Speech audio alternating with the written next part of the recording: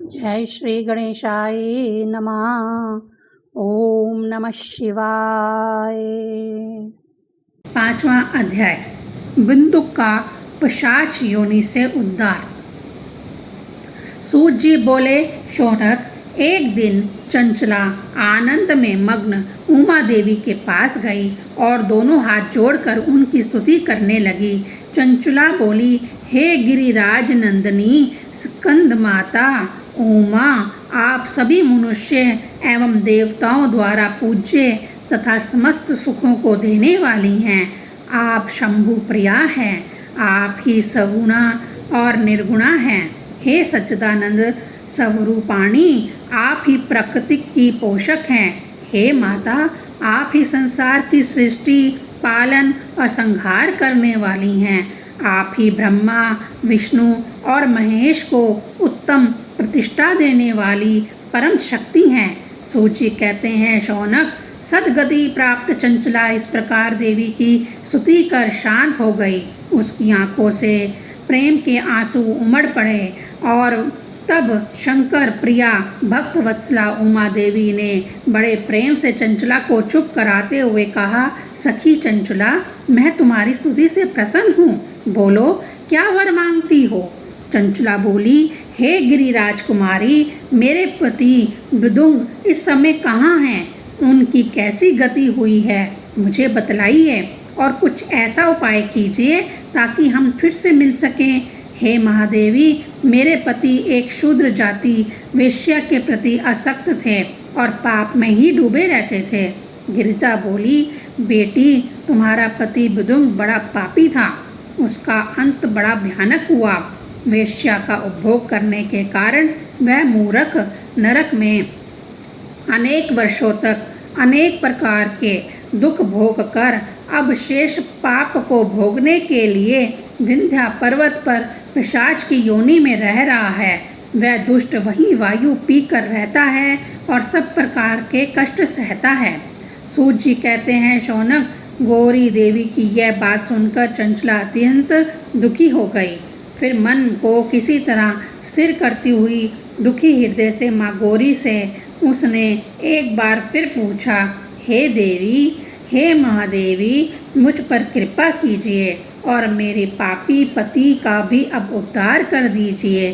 कृपा करके मुझे वह उपाय बताइए जिससे मेरे पति को उत्तम गति प्राप्त हो सके। गौरी देवी ने कहा, यदि तुम्हारा पति विदुंग शिव पुराण की पुण्य में उत्तम कथा सुने तो वह इस दुर्गति को पार करके उत्तम गति का भागी हो सकता है। अमृत के समान मधुर गौरी देवी का यह वचन सुनकर चंचला ने दोनों हाथ जोड़कर मस्तक झुकाकर उन्हें बारंबार प्रणाम किया तथा प्रार्थना की कि मेरे पति को शिव पुराण सुनाने की व्यवस्था कीजिए। ब्राह्मण पत्नी चंचला के बार बार प्रार्थना करने पर शिवप्रिया गौरी देवी ने भगवान शिव की महिमा का गान करने वाले गंधर्वराज तुम्बुरो को बुलाकर कहा, तुम्बुरो, तुम्हारी भगवान शिव में प्रीति है। तुम मेरे मन की सभी बातें जानकर मेरे कार्यों को सिद्ध करते हो। तुम मेरी इस सखी के साथ विंध्या पर जाओ, वहाँ एक महाघोर और भयंकर पिशाच रहता है। पूर्व जन्म में वह पिशाच बुंदुक नामक ब्राह्मण मेरी इसी सखी चंचला का पति था। वह वेश्यागामी हो गया। उसने स्नान, संध्या आदि नित्य कर्म छोड़ दिए। क्रोध के कारण उसकी बुद्धि भ्रष्ट हो गई। दुर्जनों से उसकी मित्रता तथा सज्जनों से द्वेष बढ़ गया था। वह अस्त्र शस्त्र से हिंसा करता, लोगों को सताता और उनके घरों में आग लगा देता था। चंडालों से दोस्ती करता व रोज वैश्यों के पास जाता था।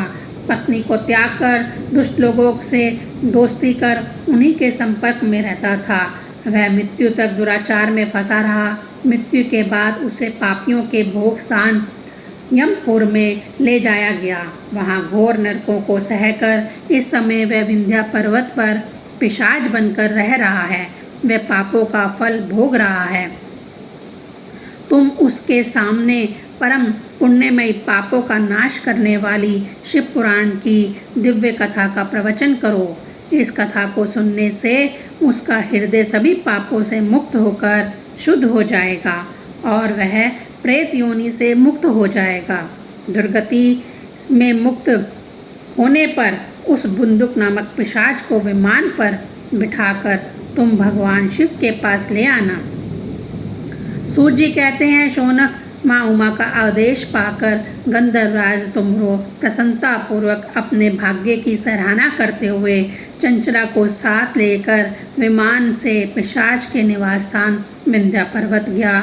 वहां पहुंचकर उसने उस विकराल आकृति वाले पिशाच को देखा। उसका शरीर विशाल था, उसकी ठोड़ी बड़ी थी।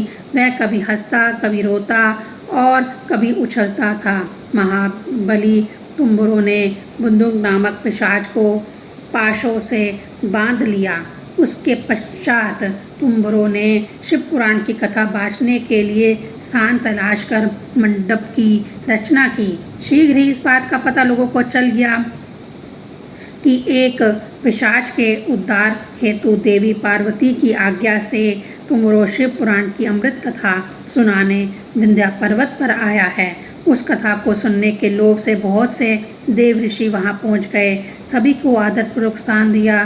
पिशाच बंदूक को पाशों से बांधकर आसन पर बिठाया गया और तब तुम्बरों ने परम उत्तम शिव पुराण की अमृत कथा का गान शुरू किया। उसने पहले विद्वेश्वर संहिता लेकर 7वीं वायु संहिता तक शिव पुराण की कथा का स्पष्ट वर्णन किया। 7 संहिताओं सहित शिव पुराण को सुनकर सभी श्रोता कृतार्थ हो गए। परम पुण्यमय शिव पुराण को सुनकर पिशाच सभी पापों से मुक्त हो गया और उसने पिशाच शरीर का त्याग कर दिया। शीघ्र ही उसका रूप दिव्य हो गया। उसका शरीर गौर वर्ण का हो गया। शरीर पर श्वेत वस्त्र एवं पुरुषों के आभूषण आ गए। इस प्रकार दिव्य देहधारी होकर विदुंग अपनी पत्नी चंचला के साथ स्वयं भी भगवान शिव का गुणगान करने लगा। उसे इस दिव्य रूप में देखकर सभी को बहुत आश्चर्य हुआ। उसका मन परम आनंद से परिपूर्ण हो गया। सभी भगवान महेश्वर के अद्भुत चरित्र को सुनकर कृतार्थ हो उनका यशोगान करते हुए अपने अपने धाम को चले गए। बिंदुक अपनी पत्नी चंचला के साथ विमान में बैठकर शिवपुरी की ओर चल दिया। महेश्वर के गुणों का गान करता हुआ बिदुंग अपनी पत्नी चंचला व तंबुरों के साथ शीघ्र ही शिव धाम पहुंच गया। भगवान शिव और देवी पार्वती ने उसे अपना पार्षद बना लिया। दोनों पति पत्नी सुखपूर्वक भगवान महेश्वर एवं देवी गौरी के श्री चरणों में अविचल निवास पाकर धन्य हो गए। जय श्री राम। हर हर महादेव की जय।